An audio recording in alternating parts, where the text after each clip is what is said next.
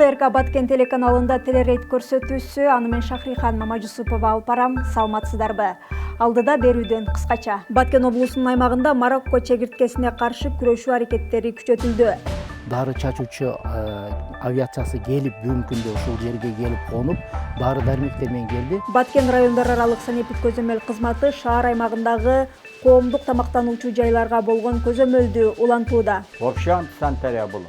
Мына аткотторду кара. Аткоттор тура, мына аткот. Бете эч мүмкүнчүлүк жок иштегенге. Идишак жок болбойт да. Идишактар каякта жуасыңар? Мына идишактар мына кантип жуасың дейт идишакты. Муну кара. Ибрайым. Кантип жуасың болбойт да бул эми. Сен эптеп эле чакап эле берип коесуң. Элдин ден соолугунан ойлош керек да, туурабы?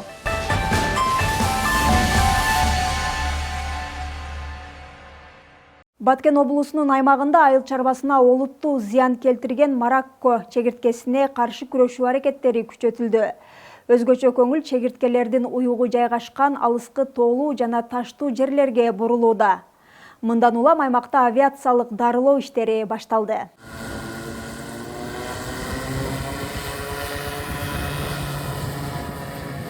Лейлек районунун Кулунду айыл аймагынын Майтоңбос участогунда Марокко чегирткелерин дарылоо иштери башталды. Бийик тоолордогу чегирткелердин уюгун жок кылуу максатында авиациялык дарылоо ыкмасы колго алынган. Жайылып бараткан зыянкечке каршы күрөшүүнүн бул ыкмасы адистер тарабынан эң натыйжалуу деп бааланууда.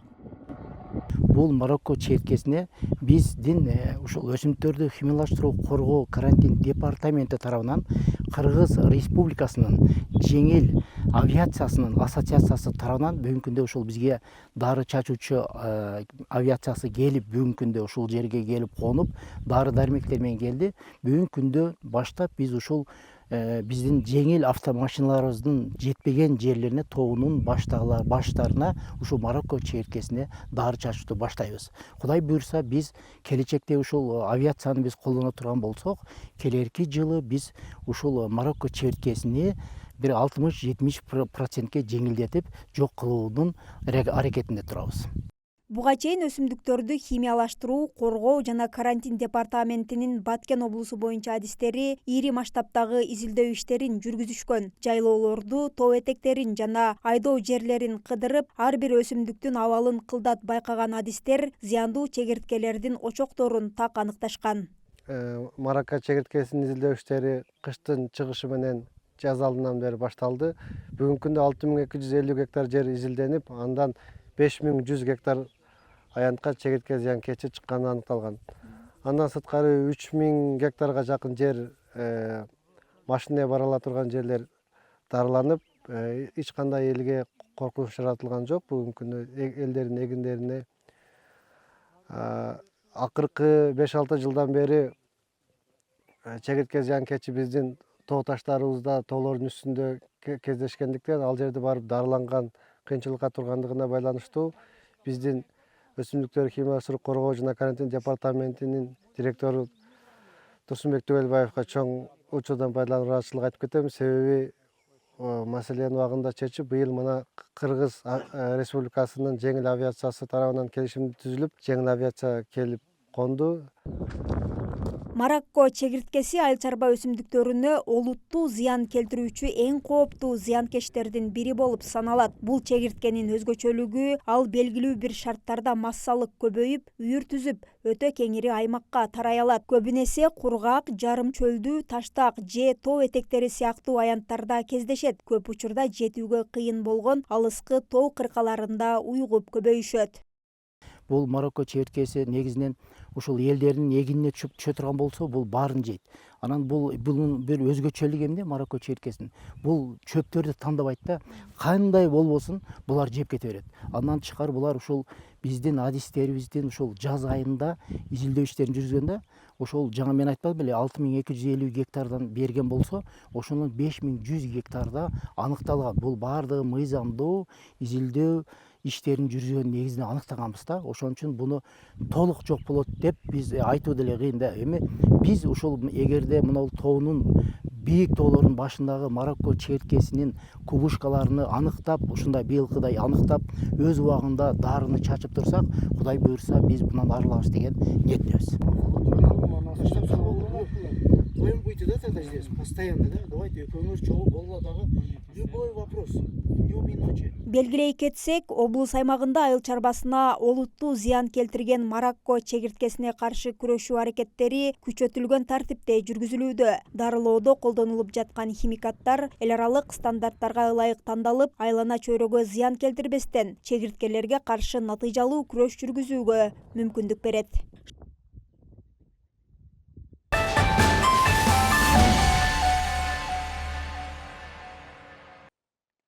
Кыргызстанда ар бир автоунаа камсыздандыруудан өтүүсү милдеттүү. Барыбызга маалым болгондой, үстүбүздөгү жылдын 1-июлунан тарта камсыздандыруудан өтпөгөн автоунаа ээлерине 3000 сомдон айыппул салынат. Бул багытта мамлекеттик камсыздандыруу уюму жана жол кыймылынын коопсуздугун камсыздоо бөлүмүнүн кызматкерлери тарабынан облус аймагында түшүндүрүү иштери жүргүзүлүүдө. Бул ирет Лейлек районунда жана Сүлүктү шаарында айдоочуларга рейд жүргүзүлдү. Камсыздандыруудан сөзсүз өткөзгүлө. Түшүнүңөрбү? Камсыздандыруудан өткөндө мындай болот. 1 жылга өткөзөт экенсиңер. Анан 1 жылдын болгондон кийин бул машина мисалы үчүн мына азыр ким атыда? Сен атыңдабы? Раушанбектин атында боло турган болсо, бул машинени ким айдай турган болсо, мына жерге жазырыш керек. Түшүндүңбү?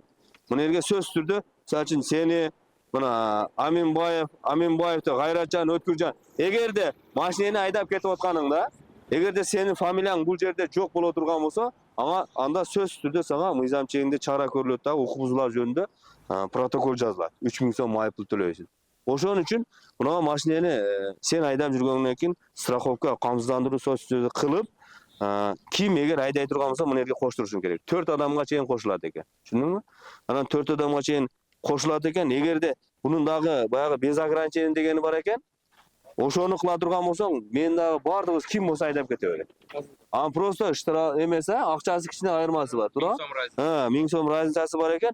Ошондой кыла турган болсоң да, анан эртең 1-июлдан баштап сен өзүңө өткөзүп туруп, камсыздандыруу өзүңдөн өтүп туруп, анан башка бирөө айдап кетип аткан болсо, сөзсүз түрдө протокол жазылат. Түшүндүңбү? Азырттан баштап туруп, ушул камсыздандырууга аракет кылып, өткөзгүлө. Андрей, силер мына жүргүнчү ташуу менен алектенип иштейсиңер, силер сөзсүз түрдө мына камсыздандыруудан өтүшүңөр керек, туура? Камсыздандыруу барбы?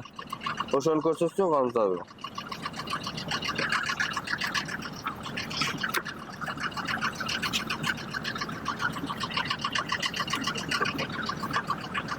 Бул күтүп элестериң экен. Камсыздандыруудун эме кылсам? Страховка. Бар да? Камсыздандыруу десе. Так. Буну Баткенден алгансыңар да? Частный? Так, 11.02.25, 11.02.26. Буларда жана эте тура? Бардыгы да? Булар основной неме кылыш керек да? Так, 13 места. Тура эле? Siz эми 1-июнга чейин өзүңүзгө да АСАГ алыш керексиз да, водительге. Эми үчүнчү тарапка түзүп алсаңыз, үчүнчү тарапка төлөп Бул азыр машинеге да? Пассажирлерге? Бул АСАГ алыш керек. Өзүгө. 1-июлга чейин азырттан баштап уже АСАГаны алышыңар керек. АСАГаны алганда мындай экен, 1 жылга берилет экен дагы, бул жерде аркасында бар экен. Мисалы үчүн, мына машина саңа таандык болсо, мына жерде 4 адамга чейин фамилиясын жазып койсоң, ушу 4 адам айдаса боло берет экен. Эгерде мына жерде фамилиясы 4 адам болуп туруп, фамилиясы жок адам сен машинеңди айдап кетип аткан болсо, биз эгер жол кыймылын коопсуздугун камсыздоо кызматкерлери токтотуп текшере турган болсо, жок болсо, сөзсүз түрдө ага протокол жазабыз. Такой случай эмне себептен эмеден төрөлөт? 3-жарандарга төлөнөт да. Сиз барып туруп бирөө менен ДТП болуп алсаңыз, ошол ДТП кылган машинеңиз биз мамлекеттик камсыздандыруу уюму тарабынан төлөнүп берилет да. Сиз акчаңыз кетпейт. Сиз машинеңиз ичиндеги жарандар жабыркап калабы, больницага түшүп калабы, больница менен кошо төлөнүп берилет да. Киши ичинде каза болуп калса, 300 000 сомго чейин төлөп берилет. камсыздандыруудан өтпөгөн айдоочулар бардыгы укук бузуулар жөнүндө протокол жазылат. 3000 сом айып пулу бар да. Ошон үчүн азыртан баштап камсыздандыруудан өтүш керек, урматтуу айдоочулар. 7-ай 1-июлдан баштап сиздин атыңызда мисалы үчүн канча машина боло турган болсо бардыгын өткөрүшүңүздөр керек экен. Анан бул жерде камсыздандыруунун өзүнүн эмелери бар. Ошол жерге барганыңыздарда дагы түшүндүрөт, азыр кичине түшүндүрүп коеюн. Мисалы үчүн машина сиздин атыңызда болсо 4 адамга чейин эме кылсаңыз болот экен. Алдырсаңызчы. Эгерде дагы бир жери бар экен, без ограничения деген. Ошол жерде без ограничения питишка кылып кое турган болсо, мисалы үчүн бул машинени сизби же башкабы, менби, уякпы айдай берет экен да, без ограничения. Бирок бул машинени канча адам айдай турган болсо, ошол бардыгы камсыздандыруудан момундай кылып өтүш керек. Сизге эскертүү иретинде 1-июлга чейин унааңызды камсыздандырсаңыз болот. 1-июлдан тарта ары сиздерге 184 час 2 боюнча айыппулга майы кызматкерлери тарабынан айыпка жыгылып каласыздар. Эскертүү иретинде иш-чара жүргүзүп атабыз. Документтериңиз бар, айдоочулук транспорт каржы каттоо документтери. Унааңызды камсыздандырасызбы? 1-июлга чейин эскертүү иретинде өткөрүп алсаңыздар болот. 1-июлдан тарта ары 184 час 2 боюнча майы кызматкерлери айыппулга чыгып берет. Айдоочулук транспорт каржы каттоо документтери барбы?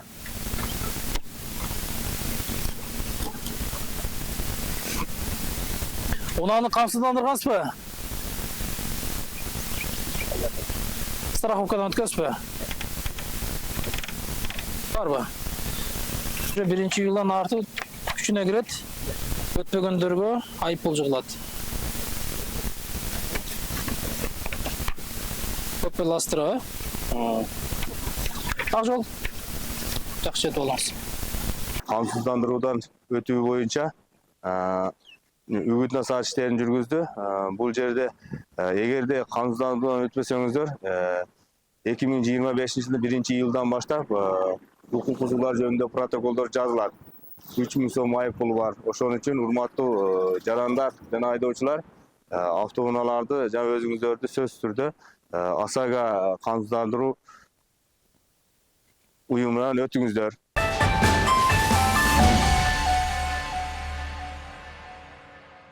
Баткен облусунда баңгизаттардын мыйзамсыз жүгүртүлүшүнө каршы күрөшүү багытындагы алдын алуу иштери улантылууда.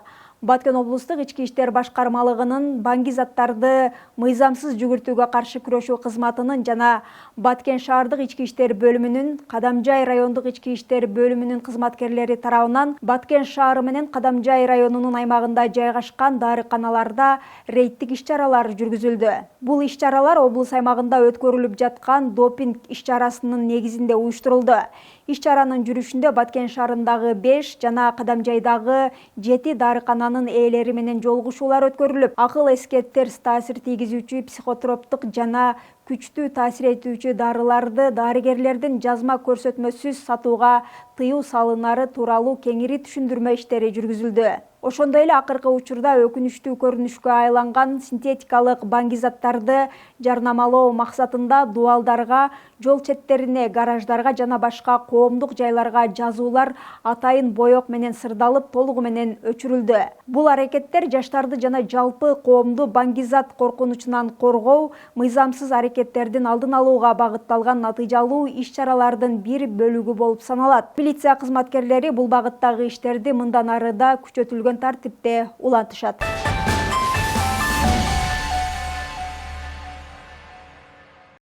Баткенде наристелер тарбияланып жаткан балдар бакчасына өрт коопсуздук эрежелери кандай сакталган? Кокустук катталган учурда көрүлүүчү алгачкы аракет жана даярдык текшерүүгө алынды. Баткен шаары боюнча өзгөчө кырдаалдар башкармалыгынын кызматкерлери менен кошо муниципалдык менчик департаменти жана мектепке чейинки билим берүү мекемелеринин кызматкерлери шаар аймагында жайгашкан мектепке чейинки билим берүү мекемелеринде болушту. Өрт коопсуздук эрежелерин сактоо жана өрттүн алдын алуу боюнча түшүндүрүү иштери жүргүзүлдү.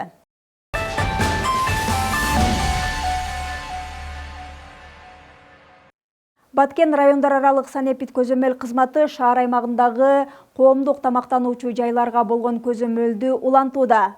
Текшерүүнүн жүрүшүндө тамак аш даярдоонун санитардык гигиеналык шарттары, кызматкерлердин жеке гигиенасы жана азык-түлүк сактоонун эрежелери көзөмөлдөнүүдө. Кандайсыңар, жакшыбы, тынчпы? Биз санэпсизден келдик. Телевидение менен рейд кылып жүрөбүз. Жугуштуу оорулардын алдын алуу боюнча, тамак аш коопсуздугу боюнча, тамак аштан уулардын алдын алуу боюнча текшерүү, түшүндүрүштөрүн жүргүзүп атабыз. Бул бар жакта бирдей болуп атат бул. Туура түшүнгүлө. Бул силер эле эмес эле, жалпы эле ар бир жумада телерейд болуп атат. Биз ушул силердин кемчилигиңерди көрүп, эгер кемчилдик болсо, кемчилигиңерди таап, өзүбүз сунуштарды беребиз. Кандай эмне кылыш керек?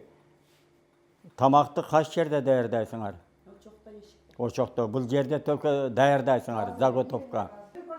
Урматтуу телекөрүүчүлөр, мына көрүп атасыздар азыр.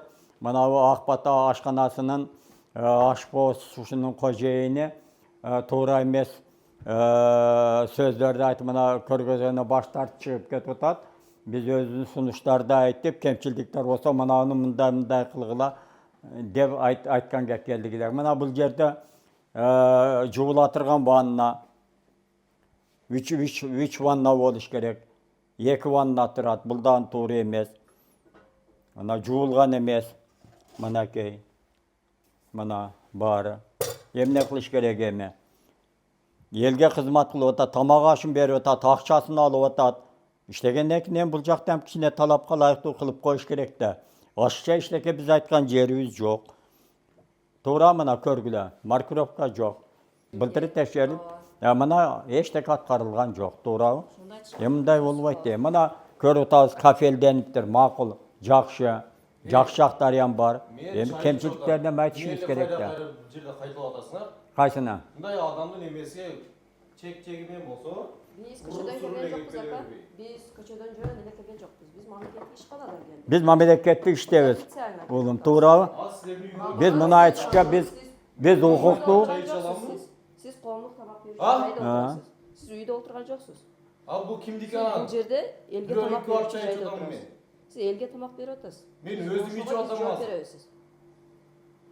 Бул жер силер элге кызмат кылып, элди чакырып тамак берип атасыңар, туурабы? Болбосо иштетпей жооп койгула, эгер кемчилдиктер болсо, жапкыла. Туурабы? Итак жабылат. Аткарылбасаң, кылбасыңар жапкыла. Итак жабылат деп. Биз айтып атабыз, эртең бир отравление болсо ким жооп берет? Сен жооп бересиң. Биз ам жооп берип калабыз. 100 жолу кайталап атасың азыр.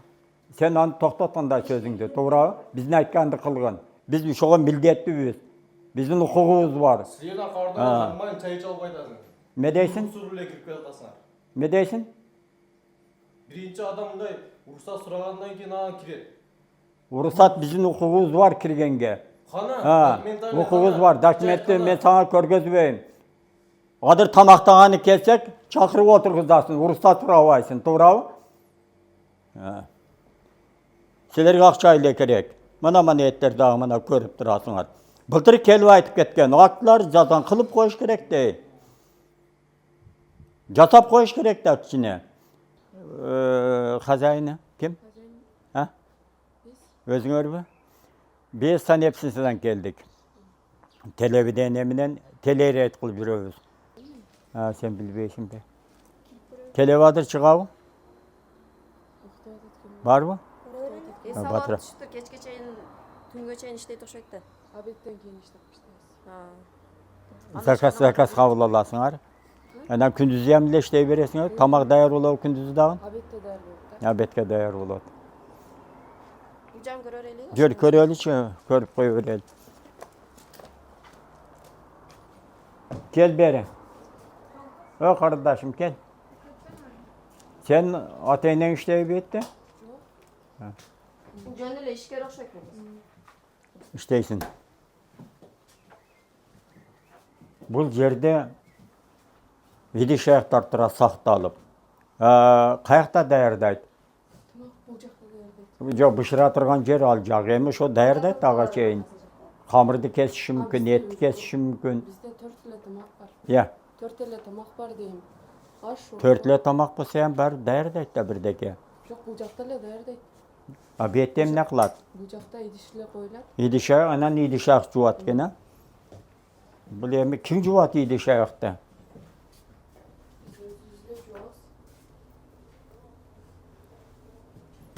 Ушуну Вичванна Нурайым баягы текшергенде предписание бергенде бүт эмеле ашканаларга 3 ванна кылыш керек да. Бул 2 эле ванна алып койгон. Бул мынабы 3-чүнү мындай эле чараны колдонот окшойт. Ушул жерде экен, Значит, бул жерлерди кичине акташ керек. космический ремонт Мүмкүнчүлүк болсо кафелдениш керек. Мына кафелденбесе мыналар тазалаш кыйын да. Бүсүн кафелдеш керек, жамбашын кафелдеш керек. Болбойт мыналар, карагыла, кандай мына. Вот. Тем более мына вытяжка вот чыгып кетет экен. Жакшы эмес көрүнүш. Мына Бакырат ашханасындагы көрдүк. Тамак бышыруучу жерлер, тамак даярдачу жерлери баары антисанитария, санитар талапка жооп бербейт, көрдүк жана. Эми кабиналар бир аз дүрүс, бирок начар. Эми 3-чү кварталга пландуу текшерүүгө коебуздан 3-чү кварталдын 1-чи айында текшерип чараларды көрөбүз. Ошо мындай кол ачуу, бет ачуулар коюлуш керек эмес. Бул жерге ондогон, жүздөгөн адамдар келип арчыйт, микробдун баары ушул жерде болот. Кереги жок. Мүмкүнчүлүк болсо салфетка одноразовый дейилип коюш керек. Болбосо коюштун кереги жок. Ушунда мынандайлар болбойт. Биз санэпсисиядан келдик. Телевидение менен телерейд кылып жүрөбүз. Аябай жакшы экен. Ушундай болуш керек. Али эшигин көрүп төрүнө өт дегенде, эми эшиңерден кирип атабыз, дагы төрүнө өтөлүчү канчалык эм болот. Аябай жакшы. Жууп тазаланганга дагы жакшы. Ушундай болуш керек. Кандайсыздар, жакшыбы? Мен мисалы буларды мен тааныбайм деле. Биринчи жолу келишим жакында ачылыптыр. Мына ушундай болуш керек. Эмелер бар, бүт кафелденген. Баягыны көрдүңөр кандай мына. Жууп тазаланганга жакшы.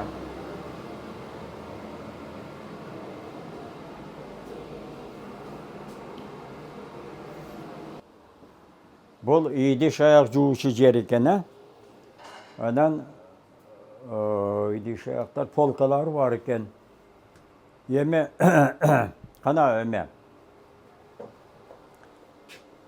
Мынаны 3 ванна кылыш керек да. Эми кылабыз. Эми үчүнчүсүн койгула, макулбу? Биринчи, экинчи, үчүнчү болот. Анан онун тартиби бар. Биринчиде идиш аяк тазалап жуат, экинчисинде соода болот, моющий. Майлуулугун кетирип, үчүнчүдө ысык таза суу менен жер ушуну. Сен бетте ким болуп иштейсиң? Повар. Ашканаларды көрүп жүрөбүз. Айталы кандай кемчиликтер бар, кемчиликтер болсо сунушубузду берели деп. Макулу берип келеми. Эмелер кийин келеби. Эми мына жерде тамак даярдайсыңар, мына ашча нерселерин кереги жок да, коробкалар турат, отундардын ашчан керек болгондо алып келиш керек. Чаң болот, түшөт, туурабы? Мынанын анчалык кереги жок. Мына жерлерди кичине реттештирип коюш керек. Мыналарды туура арчып турасыңар. Мыналарды кичине актап коюш керек. Же водоэмилсионный краска менен эме кылып коюш керек мына турбаларды. Кара. Водоэмилсионный ушинтип айтасың. Эми мына жерде эт кесүүчү стол дейт да. Бул жерде капуста турат, меме жемиштер турат. Булардын кереги жок да. Тазалаш керек, мына эмелерди алыш керек.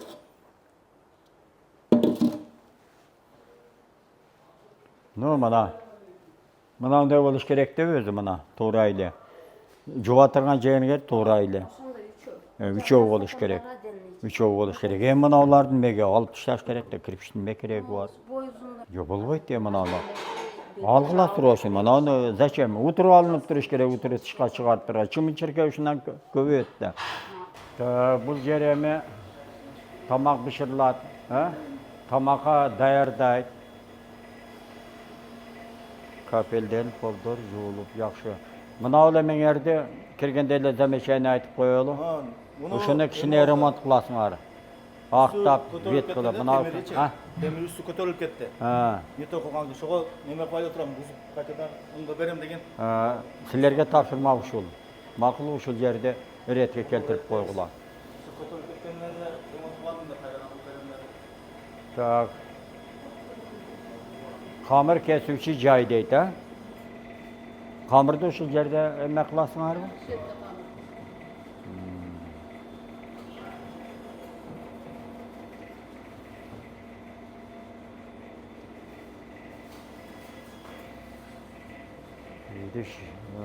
Ет кесуші жай, ет бияқта. Етке. Беркемелер қаяқта, бычақ, шақ. Әрбірін өзінің өмесі маркировкасымен бар ба?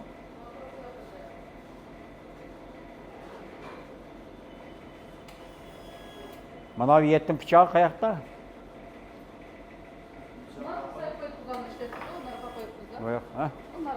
Алып кел, берақа.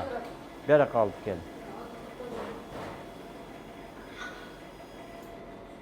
Мына етке қойып қой. Мына еме жарашты еме. Мынандай болып тұрыш керек тура, ояқа зачап қойасыңар. Мына бұл жерде дағын едеш аяқ жуучу 3 ванна екен, өзі ұшындай болыш керек. Канализация міне кетеби? Нұрайым? Мыналар жазылыптыр, а? Бұларда. Бар, қаладың іштейді. Бұлар маркировка алып. Өзім тура. Қандайсыңар, яқшы ба? Кім бар? Жоқты адамдардан бар ба? Бет заготовка оқшайды, а? Бұлар даярда ояқа береби. Эме, сілер бетте кухня даярдап тұрып, ояқа бересіңер, а? Мұнаулар жақшы эме болып тұр, нережевай камінен. Бірақ маркировкалары қылып қойышыңар керек та, мұнауыл жақшы мұнау. Өзі шындай болыш керек та, нережевайка. Ет болуы, овош болуы, қамырдық болуы шындай болыш керек. Бірақ маркировка жоқ. Жақшы мұна полкалар. Полкаларға қойылып тұр. Вентиляциялар істейді. Жақшы тазалық бар. Жақшы. Мұнаны жақшы қысыңар.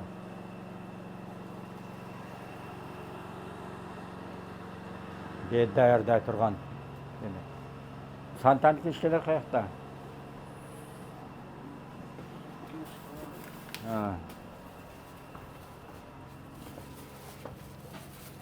Формалар бар дедін, я, балдарын киген форма.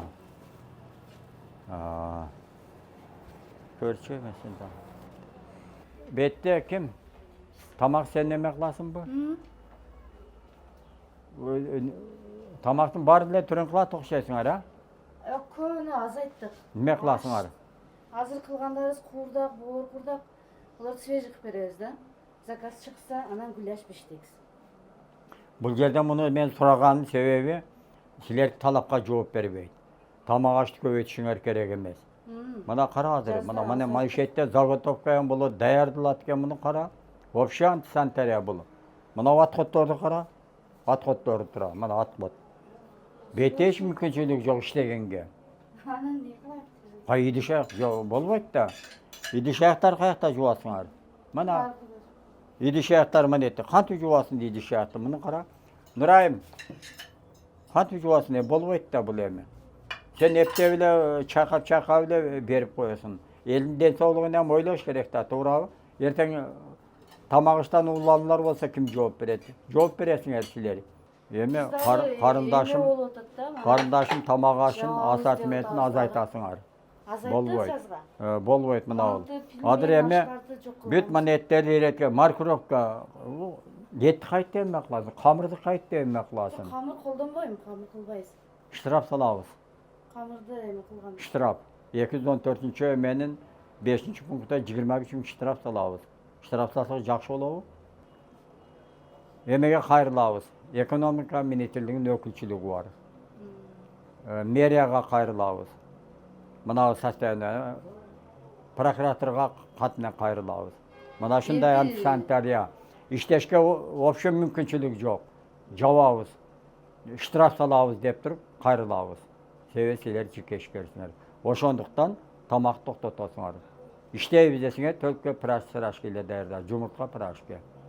Түшүндүңөрбү? Ошону ойлонгула. Жума сайын şu tekşerүүлөрдү, түшүндүрүштөрүн жүргүзүп атабыз. Бирок тилекке каршы дагы эле болсо көптөгөн башканалар санитар талапка жооп бербейт. Биз текшерип кеткенден кийин ушул аткарган биздин талаптарды аткарган ашканалар болуп атат. Бирок көпчүлүгү ошол дагы эле талапка жооп бербей жатат да мына көрүп атабыз. Мунун негизги себеби болуп эле ошол ашканаларды биз мыйзам негизинде пландуу текшерүүлөр бир жылда бир эле жолу текшерилет да. Ушул дагы тоскоолдук болуп атат. Мындан тышкары жаңы ачылган ашканалар 3 жыл иштегенден кийин гана текшерүүгө уруксат берилет да. Ушул ичине тоскоолдук болуп атканы ушулар болуп атат.